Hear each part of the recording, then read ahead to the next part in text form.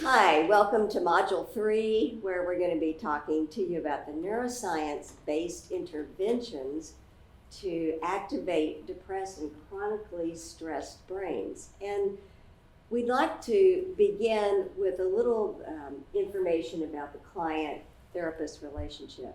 We know that the therapeutic relationship is one of the main rails on which psychotherapy operates.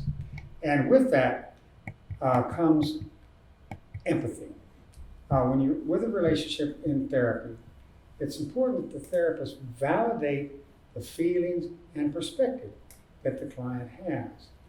And empathy does something quite interesting. It helps modulate, bring down anxiety. It helps bring up depression so the person is not so depressed. So each of us needs to hear that somebody hears us, understands us, and the reality of what we're experiencing. Now, that doesn't mean that we agree with their conclusions. Psychotherapy also has to call into question a person's thinking and inevitability of their feelings and inevitability of the behaviors. All those things may be problematic. So there are two things that are going on at one time. One, empathy, validation. Carl Rogers talked about this as unconditional positive regard, acceptance.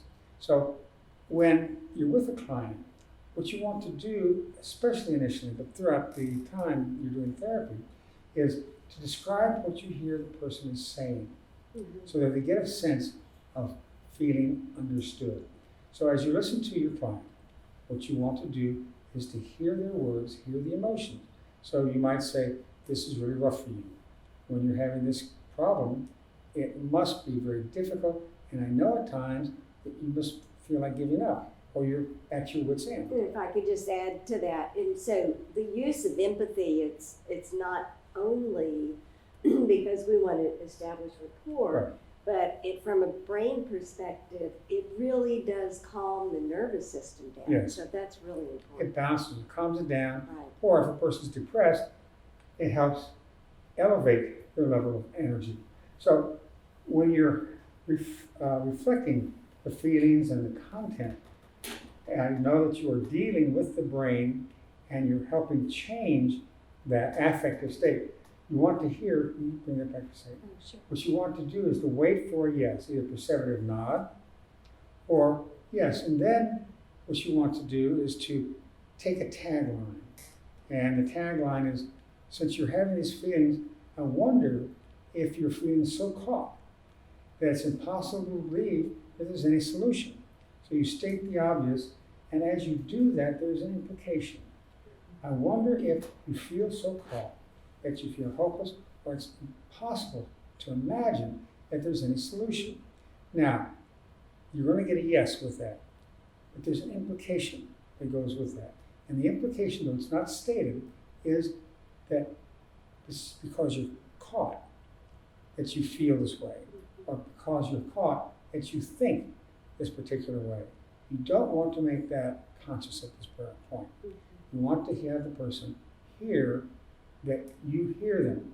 So what you have is that this can change. That's the implication. Right. And that's very powerful.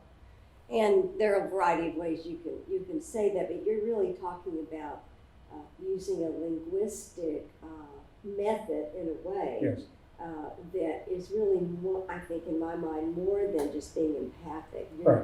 You're really going for a very certain kind of response. And, we talked about this access state. I guess we will talk about the access state, which is this openness to the therapist. And we'll talk about that more a little bit later.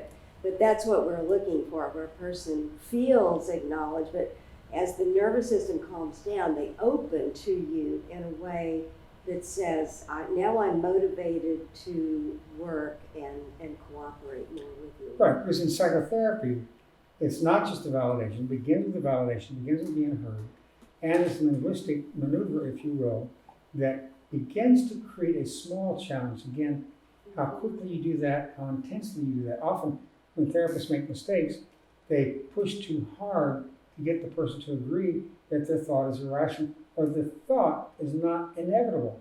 that the situation that they fear is not necessarily going to happen. If you push somebody too quickly with that, what ends up happening is the person, yeah, but, and you really don't agree with me, Sure. you really don't understand what I feel. Both of those need to happen simultaneously, and it's that balance that needs to take place. So we could say that every experience people have is coded by the brain for use in the future. So we know that many experiences that we've survived have coded abilities, or we might call them resources, Right. such as strength, confidence, problem solving, creative avenues to do something. So every experience we have, there's a learning attached to it. That, even, for example, when people learn how to walk, Yes. you have to do things like learning how to take a risk, and you call upon courage to try something you've not done before. You have to be persistent. Right. When Milton Erickson was paralyzed as an adolescent because of polio, he watched his baby sister learn to walk. And what he realized was there was a lot of learning going on just in that young person. And he was now learning to walk again as an adolescent, so he could cognitively be aware of what was going on. But yes, the person learns courage, they learn initiative, they learn to take risk. They also are learning all sorts of things about their body. And as adults, we think, well, what's the big deal with learning to walk? Well, when you're a year old or so, it is a big deal. Right. And all the things that later become traits, aspects of ourselves that we find are really admirable, risk-taking, initiative, so on and so forth, happen in this early learning. So Erickson would talk about an early learning set. And when he would do hypnosis, where people would just begin to talk with him, he would begin to seed the idea that they knew more than they thought that they knew. But he did not, again, make it conscious. And this, again, when therapists work too hard, what they do is they wind up trying to make something conscious too quickly, rather than letting the person sit with this idea. What does learning to walk have to do with anything? So you also create an openness and curiosity. And this idea that people have resources inside that maybe they're not aware of, that we think is so important. Well, we want to talk to you about this really cool system that we all have, our visual system.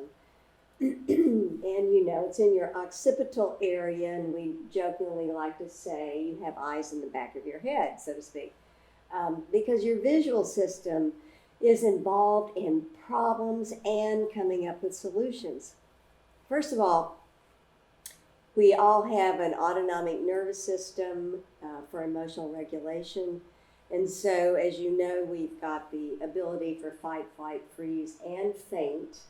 A lot of times that's left out. And we have the other side of it called the parasympathetic system, which is also, we'll talk about that as a superpower, that really helps you rest, digest, and develop calmer states. So, but sometimes when we have difficult experiences growing up along the way, we develop certain psychological patterns and belief systems connected to those patterns, like maybe I have to fight to survive, or we've had people say I'm all alone and I'm always going to be alone, or I need somebody to take care of me, or maybe it's more aggressive, whatever you say it's wrong, or whatever you ask me to do I won't do. And so things like that become kind of life patterns after a while. So with what we call neurosynchrony activation and training, we can interrupt these life patterns and help people learn how to condition newer mental states so that they're really much more in control of their emotional life. And in this module, we're going to show you how to help people change emotional channels and use brain states to recondition affect, cognition, and behavior. So we like to talk about this concept we call neural synchrony. Synchrony is balance. And for a $25 concept, it's the simultaneous synchronous oscillation of membrane potentials in your brain in a network of neurons connected with electrical synapses. This synchrony, why is this important? It leads to feeling really well. It leads to helping people collaborate in a group as in a choir on a team. As a matter of fact, if we were to hook people up on a team that was really working together well, their brains would be firing in a very synchronous fashion. And that's just kind of an interesting thing to know. But our visual system, as I said, is involved in the problems we develop and the solutions we come up with. So this is kind of interesting. A long time ago, in 1944, a British ophthalmologist published a book where he noted that war veterans, had erratic eye movements. And he did a study, there was a study later done by an ophthalmologist and psychiatrist confirming this link between eye movements and PTSD in certain patients. And they discovered that there was a persistent difficulty maintaining their ability to recognize their peripheral vision when they were thinking about a traumatic event. And after, in fact, their eyes would flutter during this period of time. After the therapy, eye fluttering stopped. So this may be a very early beginning of EMDR. Yes. Yeah. Well, we'd like to do kind of a fun visual experiment with you right now, just to demonstrate how your visual system is so part of maintaining certain emotional states. So what we'd like you to do is to think of something a little sad. Now, don't make it too bad because we can't do therapy over video here. But just think of something a little sad. What we'd like you to do with this is look directly up at the ceiling. And notice what happens to the feeling. Poof. And most people are going, wait a minute. Now I still have the movie, I still have the memory, I still have the picture in my mind. Yes, you have probably that's still the same. Try it again. Think of something a little sad, maybe another thing. Look directly up and notice what happens to the feeling part of the picture, if you have a picture, or the feeling part of a sound, if you have a sound, or a sensation. It goes away. Yeah, let's do it again. Think of something a little anxiety-provoking, would you? Right. Now look straight up again. And what happens to the feeling? So let's do another little experiment with this. Think about something a little anxiety-provoking and try to connect to your peripheral vision and see what happens to the feeling. Poof. And now look straight ahead and notice what happens. The feeling comes back. So what happens is when we're anxious, we get into almost literally tunnel vision. Mm-hmm. And being aware of your peripheral vision then broadens things out so that you're not so anxious. Right. Now, let's do this one more time. Think of something a little anxiety-provoking and then look to your left. Just move your eyes, not your whole head. Notice what happens. And then turn your eyes to the right. Notice what happens.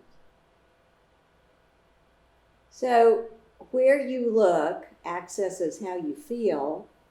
And, we've had some of our students say, this can't be happening. This is not happening. Well, it's happening. And the reality is that if you have somebody in your office, doing this is not going to be the full cure Right. to their problems. Nobody wants to come into therapy and think that all you have to do is just punch 3 buttons and you're done, and that's it. I'm just something to manipulate. No. But what can happen is when a person's depressed or anxious, you do this exercise and have them look ahead, or look up, or look to the peripheral vision, then what happens again is the sense, oh, what did you feel? The feeling went away. I had the memory, but the feeling went away. What that does is alert the person to things can change. And again, if you don't hammer that with the person, Right. and you just let them experience that, then what happens is they get a notion that things can change for them. Well, and why does this work like this? It's because in order to keep the feeling going and the story attached to it, you have to be internally focused, you see. If you change where you're looking, you could be sitting in your office and have a memory and have a feeling come up, and if you'll take a moment and even look out your window, then you shift everything. So try that with your clients and try it with yourself. It's really very interesting. So there's some very new research from a neuroscientist by the name of Andrew Huberman, who has discovered that we have new circuits, or they're new to us, for courage and fear. And he's thinking that based on his findings, new interventions might work a lot more quickly to dismantle fear and shift people into a state where everything feels okay. And he talks about fear in an interesting way. He says fear is really a holding pattern while you try to figure out what to do next. So it doesn't have to be, if you can teach your client how it's just a sensation, it's just a feeling, and you don't have to run away from it. If you just sit with it and then use it as an avenue to figure out what you're going to do after this, it can be very useful. So we know that our visual cortex in the back of our brain, our occipital area, with traumatized people tends to light up even years after a negative event happened. And so the amygdala lights up, and by that we mean that there's more firing in that area. More electrical activity, more metabolic activity. And so we can see that on an fMRI. And however, we also see this on an fMRI when people recall the trauma. The Broca's area, which is this area of the brain right over your ears, goes offline, and therefore people don't have words, particularly if something has just happened. They can't really talk about it. So with teams that come in and deal with people who've been traumatized, like an earthquake or a bank robbery or something like that, two things need to be going on. When the team comes in, people who've been traumatized end up feeling isolated because they've had an intense experience most people haven't had. And so they feel isolated, that nobody understands what I'm going through, except the people who went through this situation with me. So if teams come in and get them to talk just a little bit, just enough to reconnect with people outside, then that's useful. But if they try to get them to talk too much about the traumatic event, again, two things happen. Because the Broca's area went offline and they were in a shutdown mode, they have a hard time coming up with the word. If you push them and try to make them come up and remember that, then what happens is that the memory does not go in the long term. Exactly. It takes about 3 days That's right. for a traumatic event to go from short-term memory to long-term memory. What does that mean? Well, in short-term memory, the event is literally here in front of your face. So you're going through that event over and over and over again. You don't want the person to talk over and over about an event while it's in short-term memory, just enough to have them connect with other people. You want to give them time to let that memory go into long-term memory, then they can talk about it. It's not so overwhelming. One of the things about the Broca's area going offline is that if you talk too quickly, talk too much, you're just reinfecting, if you will, the emotion. So again, allowing that to go into long-term memory, then it's a time to allow them to process. Because they process it now from a distance, and it doesn't seem so overwhelming. That's right. So that's a really important thing about knowing how the brain works with trauma.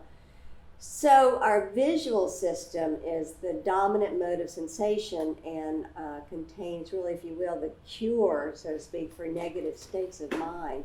And It provides our ability to stand our ground under threat and help us flip into what we might call our internal Clint Eastwood. Go ahead and make my day, Right. you know. And we call this courage in the face of threat, right? And we mentioned Matthew Ricard and the research that was done at Madison, at University of Wisconsin. And when Ricard was in the tube, when he was in the fMRI, he meditated on open focus, just nothing, closed focus, which he was looking at his breath. He also was meditating on compassion. He also was meditating on courage.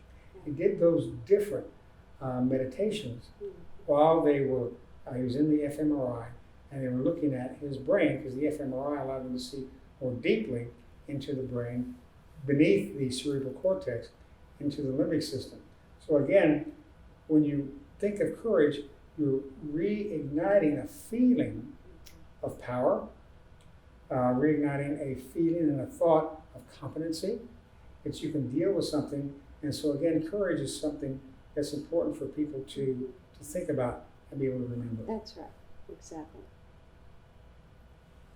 So one of our colleagues, Les Femi, was working with himself. He described himself as being type A and, you know, hard driving and, you know, kind of workaholic and that sort of thing. And he thought that he really wanted, being a biofeedback person, he wanted to increase his alpha frequency because he wanted to feel more a sense of comfort through his day.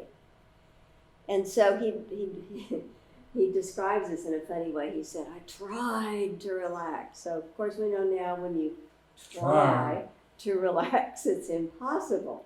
You have to allow the relaxation to come on. And he was kind of working with himself, and he found that nothing he was doing was working, and then he just let his eyes go off in the distance, and he focused on nothing, and his alpha frequency increased. And so he began to work with this. It was really, really interesting. And long story short, he discovered that if you have this experience of focusing on space, your alpha increases, and it's very, very comforting, and you can actually change your personality if you tend to be sort of hard driving. So let's just do an exercise with this. So what I'd like you to do is go ahead and close your eyes if you would. This will sound silly, but I'd like you to imagine focusing on the imaginary space inside your head between your ears. Just take a nice breath. Focus on the space. Now let's do another of those exercises. Think about something a little bit anxious, but keep focusing on the space. So you can't do it. So just focus on that imaginary space between your ears, and as you let yourself relax, kind of move your attention behind your eyes, imaginary space behind your eyes, and then move your attention down in the space in your throat, and now to the space around your heart, in the space in your stomach, and then going inside the body, the space in your arteries, your blood vessels, the space in your thighs, in your calves and ankles, and the space in your feet. You now bring your attention out and notice the space between your little toe on your left foot and your next toe, and the space between that toe and the next toe, and the space between that toe and the next toe.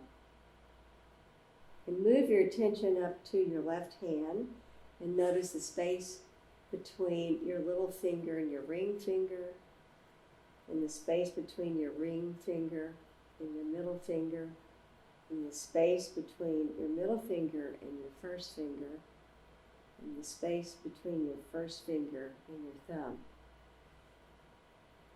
And you could go and do that on your right hand if you like, just noticing the space between fingers, space between fingers. And then let your attention go above your head and notice the space between the walls in the room. And for fun, let your attention go above the building you're in, the space above the building. And then the space between the building and the moon, it's a big space. And just for exploration, the space between the moon and Mars. And then the space between Mars and the rest of the galaxy. Taking a nice deep breath. And just allowing yourself to be in that space, focusing on space. And now let yourself come back, focusing on the space now between Mars and the moon, and the space between the moon and above this building, and coming into the building, and the space in the building, in the room you're in between the walls, and coming back to your heart, the space around your heart, and the space in your heart. And now just imagine breathing through your heart, in and out.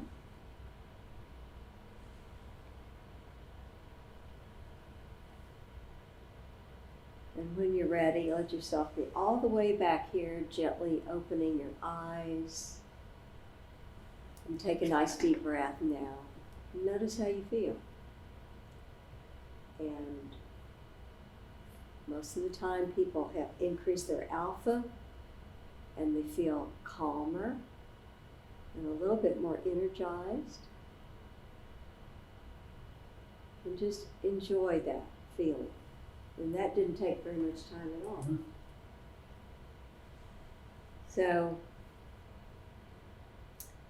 So we have different forms of attention using space. Unless Femi really researched that, you might find his book called Open Focus really useful.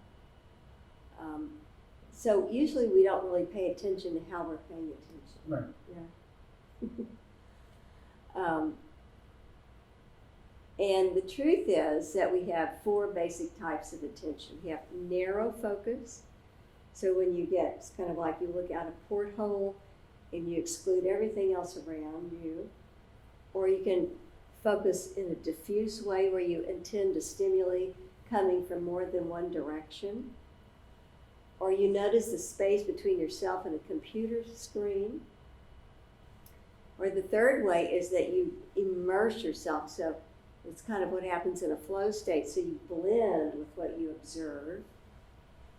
Or you can have an objective focus where you observe something outside yourself. And you take yourself out of the situation and you look at it from a distance.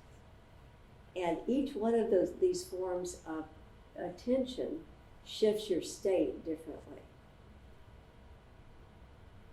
So the more flexibility you have with changing how you focus, and we have to shift our attention all the time, the happier you are. Right. And again, Matthew Ricard did in his meditation different types of focus. An open focus, where you're just not focused on anything. Narrow focus, which is a pleasurable one, focused on his breath.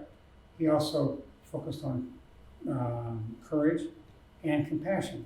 So those were different states he was in the fMRI tube. So again, what you have is an ability to change to different kinds of focus, and each kind of focus may serve you better than the other kind at that particular moment. Right. I want to talk about visual system and also resource activation. Again, this was Tiffany.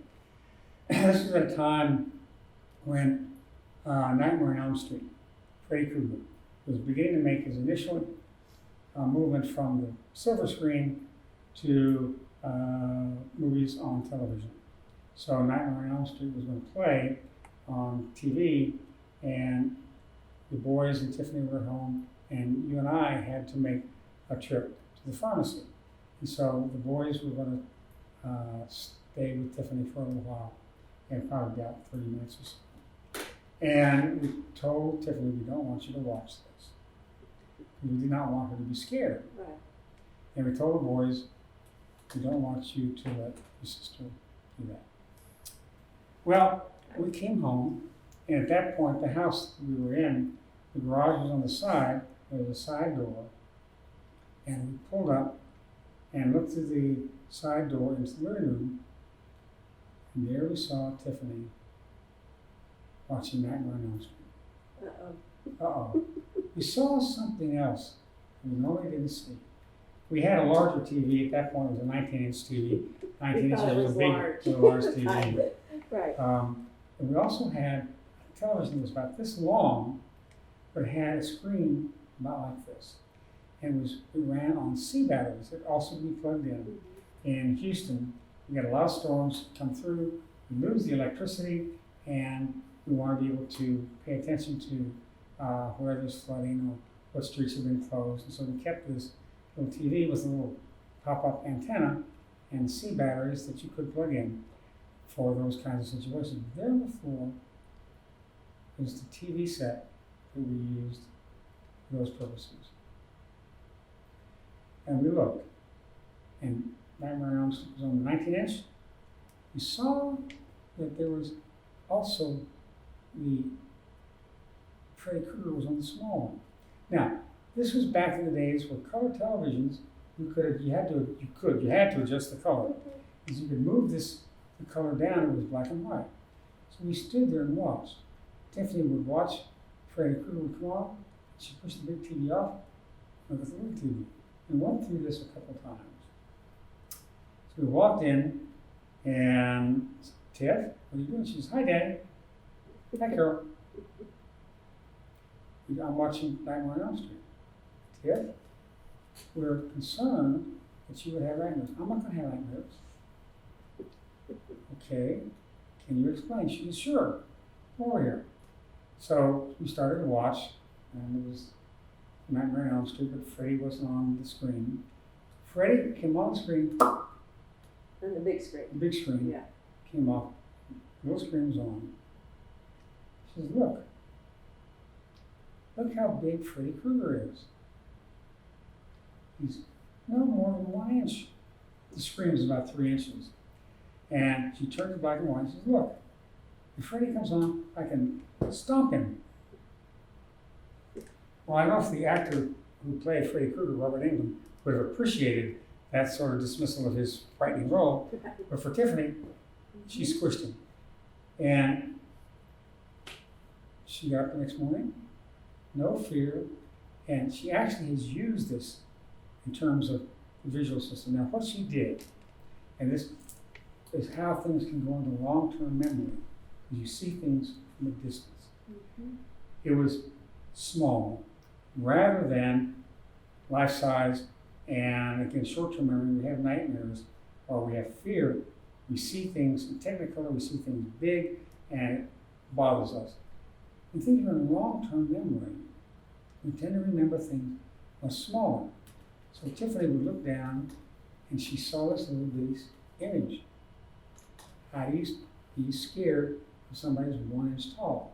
And taking the foot and stomping down on it, she tied that to an action. Yeah. And was able to deal with that. And she's used this throughout her career. She's in academia, and Freddy Krueger had claws.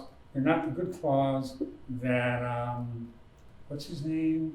Wolverine has, all the women like him, Hugh Jackman. These were claws. If you work in academia, people have claws when it comes to each other's research. Right. Tiffany's been able to deal with that quite well. So again, what happened?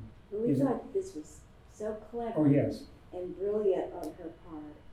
And, you know, this is one of those moments of being a parent that you're caught in a little bit of a bind. Okay, so she did what we asked her not to do and went against, parental intervention.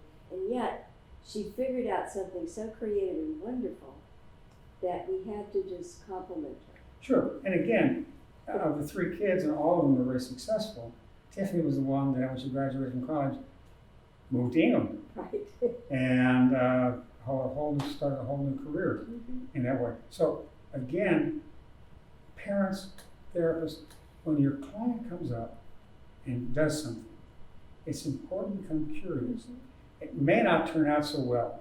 So if a client does something, ask them, how is that working for you? Right. So if they went out and abused alcohol, drugs, or went off the rails, so to speak, I'd be curious, well, how is that working for you?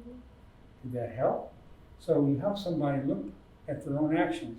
And with Tiffany, it was like, when we got up the next day, how was that? So we suspended judgment. Since her behavior didn't do anything that was damaging or destructive, we wanted her to take responsibility. So had she gotten up the next morning and had a nightmare, well, we were frightened of that. And hopefully you won't make this mistake again. Again, what you want to do with children, again with your own patients, is to watch how they're dealing with it. Assume that whether the action is good or bad, whether the action works for them or not, underneath that action is some attempt to find a solution to a problem and to change the state. Let's see how well they're doing that rather than prejudging. Again, has she done something that harmed somebody or did something that had been a problem to her?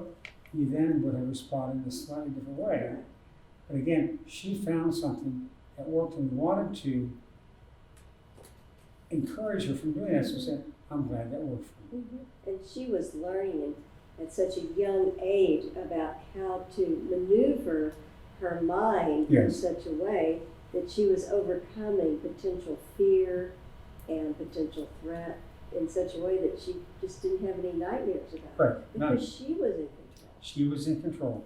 And again, the image from the visual system is this real small picture rather than something that would create fear. And so what we know now, I mean, some people go and get trained in neuro-linguistic programming, but if you watch the movie, or Stephen King horror movie of the mind, and then play around with the how big the images are, make them smaller, play around with sound, add some kind of sound, funny music if you want to. Make it black and white, or we taught people also to run the image backwards. That's right. If you remember the Keystone Cops and running around a car in the middle of New York City or wherever it was, it's funny, but that was because of moving very herky-jerky, where that might not be, or they run the situation backwards.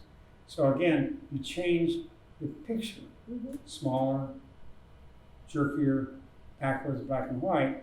You're changing your response and making it easier to put that into long-term memory. That's right. So it actually can be fun, or then you just start saying red rum, red rum. Red drum, which is an auditory clue for you to think of something different rather than the movie. Exactly. So we're really interested, in helping people not only just get over problems, but move into what we might call thriving brain. If you really are in a state of thriving, you respond 10 times slower than your survival brain, which is still very fast, but it occurs in elevated states. So this is the part of the brain that you're using when you're curious, creative, learning, or just simply feeling on top of the world. And to get to the thriving brain, we have to shut down the left hemisphere, because that's a part that has your critical voice, criticism of yourself. It's a part that makes you suffer. And how do you shut it down? You can use this open focus and focus on space. You can focus on something delightful, memory of a place, person, or pet. Think about, as you were talking about, the textures and the size of the memory of it. Think about how you are paying attention, and you can look at things from different perspectives, like how close are you to this event? How are you engaged with it? Right. How do your eyes see? How does the nose smell? How does the skin feel when you're going through this experience? Right. By noticing these things, you're noticing things from a different perspective. That's right. And changing the perspective changes the feeling of reality. Again, with Tiffany, much bigger, Freddy Krueger was much smaller, and there was nothing to be scared of. That's right. So you can imagine blending with an object. Ever played this game? If you've been out in your yard where you're next to a tree and you stare at the tree and you imagine becoming the tree. That sounds silly to adults, but kids love to do things like that. Try it. And then you begin to experience a very interesting thing. If you start focusing on an object, you start to feel differently. And if you have a very creative, imaginative mind, you can start to take really an internal journey that seems like it's a journey outside yourself. And so you start to experience this kind of magical unfolding of being alive in a different kind of way. Well, we've given you this little figure that you can run, and this is also found on YouTube, where it's a kaleidoscope, and you can just watch the figure operate. And as you focus on the middle of the kaleidoscope, just let yourself feel relaxed and calm. And you might notice a tendency to want to yawn a little bit. That's perfectly all right. To just sort of let yourself become absorbed. You're letting your attention be absorbed in the center of this figure moving, always changing, and yet in a very orderly way, producing images that you may or may not recognize, and yet they seem very calming, very pleasant. Very, very pleasant, very relaxing. So we'd like you to work with that.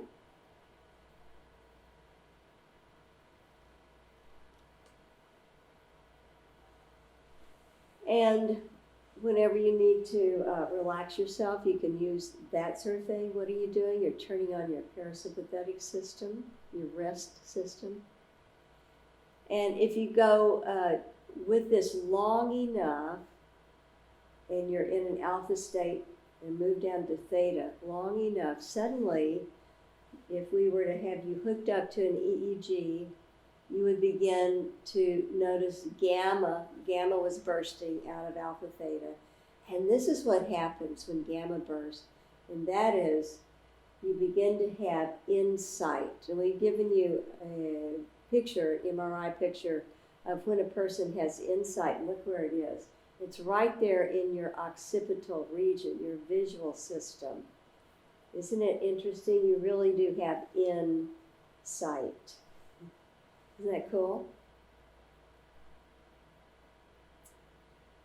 So we suggest another thing to do to really calm your stress down, zone in, zone out, by changing your focus. Again, you change your reality, you calm the emotional triggers, and you're also developing new neuro tools to repattern yourself for change.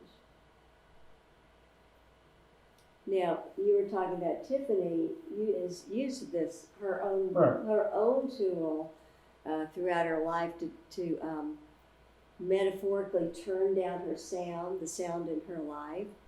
But she does other things like taking a walk through the park in London. She was, back when I talked with her yesterday, she and Daniel were taking a walk, because again, the coronavirus has affected London. Sure. And has affected the medical school where she consults, and that was very helpful in relieving the stress. As we were just chatting over the phone, she and Daniel were walking around the parks where they live. And it's really lovely to notice animals along the way, speak to them. You'll notice, by the way, some animals respond to you out of curiosity, and they'll sort of look you in the eye. Could be little squirrels or kitties or dogs. And then Tiffany does it. She pauses at the river to watch the water go by, and that'll put you into a wonderful alpha state. Well, this is very interesting. So, we've discovered that the human being is made up of frequency, vibration, light, and the frequency that we listen to changes our state, but not only our state, it changes our functioning. So we had a colleague who did a very interesting study where they took one of Mozart's pieces, which is called Sonata in D for two pianos. It was considered to be the most orderly in tone and pattern of notes. And they played it to groups of epileptic patients several times a day. And look at this, it stopped their seizures. You see, the brain entrains to the most dominant frequency it's exposed to. And so if it's exposed to a frequency that can really calm things that are misfiring, then we have that experience. And with the boy that fell into the swimming pool and hit his head, what you have there with neurofeedback, like Mozart's piece with sound, there was also visual entrainment, rewarding the brain to produce more alpha, once again to deal with the symptoms of the brain injury and the beginning of a seizure disorder. That's right, exactly, right. So again, we're looking for resources within a person and seeing how they respond. So we want to activate the resources rather than spending a lot of time on activating the problem. So, and even the most difficult clients have resources. So I've been privileged to be a consultant at our Veterans Hospital here in Houston. And one of the therapists called me up one day and said, Dr. Kershaw, we've got this patient. We don't know what to do with him. He was a returning veteran. He's had the most horrific thing happen. He returned with having lost an arm and two legs. And that certainly was horrible enough. But the most recent thing that happened is that he lost his job and his wife left him. So he's really been talking about suicide. We've tried all kinds of things, they said. We don't know what to do to help him. And could you come and consult with us? And of course I'm thinking, oh golly, that sounds really difficult. What am I going to do? And I reminded myself on the drive to the Veterans Hospital, everybody has resources that they're not in touch with. Everybody does, even in the worst cases. And so, so I talked to the team about what they did with this gentleman, and I asked if I could talk with him, and if he was all right talking to me in front of the team. And he said he was, and he came in and he said, I have nothing to live for. And I said, I really understand why you would feel this way. You've lost so much. This is so difficult. He said, I don't really even think I need to be in therapy with you or anybody else. He said, what is there to do but to just end it all? And I said, well, what you've experienced is just indescribable. And again, I really understand why you would feel that way. And I was thinking to myself, how am I going to help this fellow? Everybody has resources. And I relaxed my mind. And I said to him, look, can you tell me what it is you do in a day? He said, I don't do anything. Why do you want to know? I said, I just would like to know how your day is, what it is you do with your time. He said, well, I get up in the morning and make coffee and drink coffee. I said, so is that something you enjoy? Not really. Well, so what do you do then?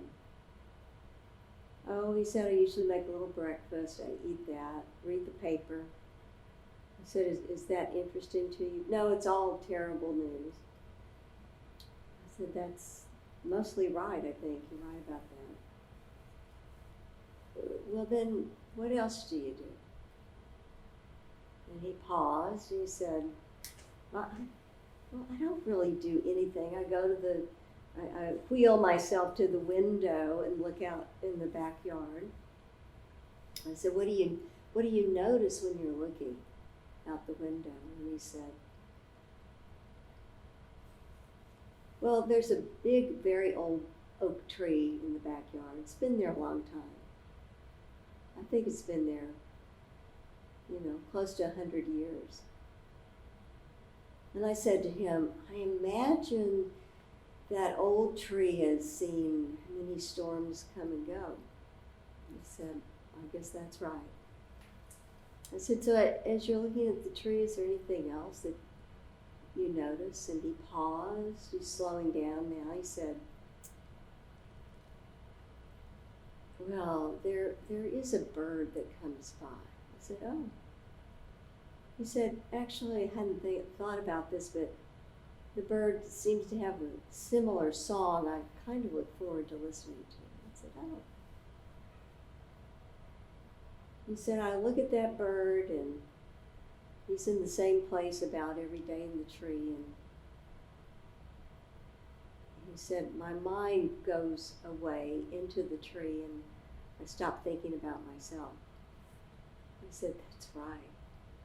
It's really nice to know you have the ability to take a break away from what you've been focusing on. And then he paused, and he said to me, I hadn't really thought about it like that, and thank you.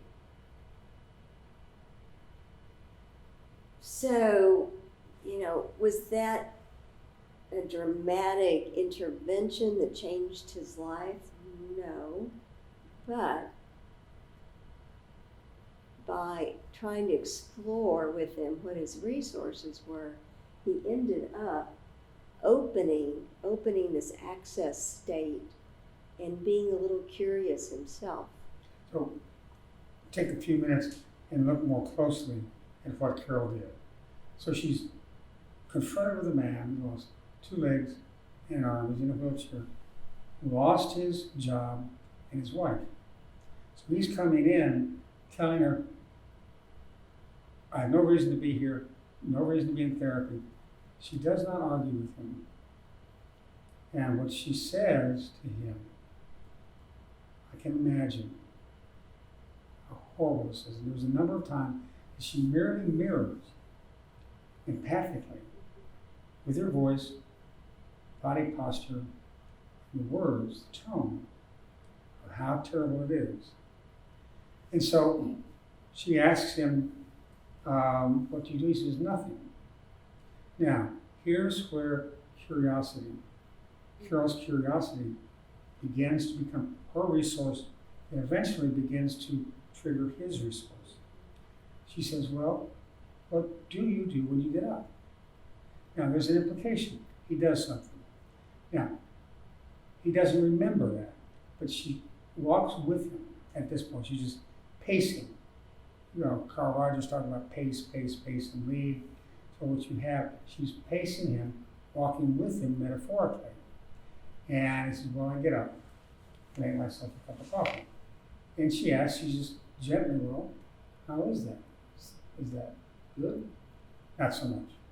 So again, rather than arguing with him, rather than confronting him, she goes, okay, well, after you have your coffee, what do you do next? So she's slowing down his memory. Again, when people are depressed and people have been traumatized, often they experience life in huge chunks. Now, that's normal. If you lose that much, that's what you're going to remember is the onslaught of what happened to you and what it is that you've lost. And there's nothing wrong with that. But in walking with him, And he says, well, I stare out the window. Well, what do you notice? Not do you notice, but what do you notice? And here he says, well, there's this old tree.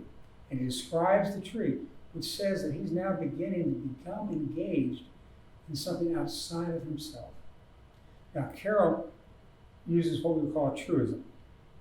It's an accurate assessment or accurate description of the tree. Well, I guess that tree, if it's that old, he says it was 100 years old or so, I guess that tree has seen a lot of storms blow in and blow out. Now in Houston we get lots of storms, tropical storms, hurricanes, rainstorms, you name it. We have lots of live oak trees in Houston. And she says something that's true. You can't argue with that. She's not making an interpretation. However, in a subtle way, very subtle, there's an implication. I guess that tree has seen a lot of storms blow in and blow out. Blow in, they blow out. There's an implication at a very subtle unconscious level. Things are impermanent. And he knows about impermanence because he lost his legs and his arms. But here, there's this very subtle, gentle implication that things can change.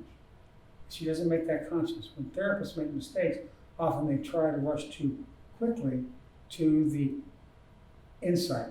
Then she says, well, is there anything else that you notice? Again, walking slowly with him, his reality. He notices this bird, and he stops. There is an access state, the activation state. Now, she watches him, watches his eyes move back and forth as he's talking about this bird, this very pretty bird. It also has this sound, this song that he likes. Now, in this brief conversation, he's told you he looks at this tree, stares at the tree, and as he stares at the tree, he finds this bird. And he can notice the color, notice how sweet it looks, and the sound. And then she's silent. He's processing all of this, and as he processes it, I hadn't thought about that. Of course he hadn't. So much has been taken away that life is going on. And again, she doesn't say anything. Oh. And then he tells her, well, I hadn't thought about that. I noticed it, but I hadn't thought about it. So there was this access state, this openness state. There was something. But she hasn't demanded that he change anything. But he now is attached to that. And she brings us back to the team. And the team now has something to work with as long as they're willing to go slowly enough with him. Go ahead and say what the team said to you later.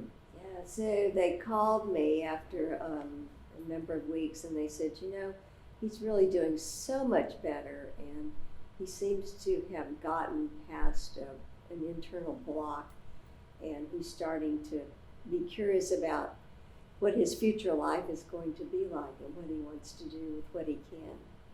So, I think, again, if we can keep that idea that everybody has these resources, and if we relax our own mind as a therapist, we can open ourselves to another person and discover what those are. And never once in this whole situation does she tell him the resources. Never once. Because for him to develop a future, this is what the team found out. He had to find something that was already happening. That's right. If there's nothing pleasurable, nothing meaningful, nothing that happens, then what is the reason to live? Mm-hmm. And he's lost so much. It was never challenged, never punched back on.